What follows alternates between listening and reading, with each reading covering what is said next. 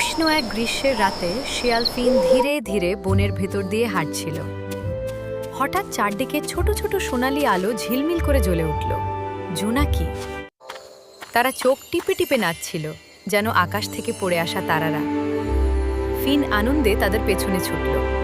গাছের ফাঁক দিয়ে দৌড়াতে দৌড়াতে তার পা নরম মাটিতে ছুঁয়ে যাচ্ছিল।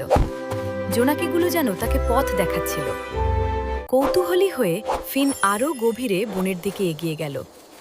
অল্প সময়ের মধ্যে সে পৌঁছালে এক লুকানো তৃণভূমিতে। সেখানে শত শত জোনাকি একসঙ্গে আলো ছড়াচ্ছিল, চাঁদের আলো থেকে উজ্জ্বল। পুরো তৃণভূমি জাদুর মতো ঝলমল করছিল, আর ফিন বিস্ময়ে ভরে গেল। সে নরম ঘাসের ওপর শুয়ে পড়ল, লেজটা নিজের চারপাশে জড়িয়ে নিল আর চুপচাপ তাকিয়ে রইল।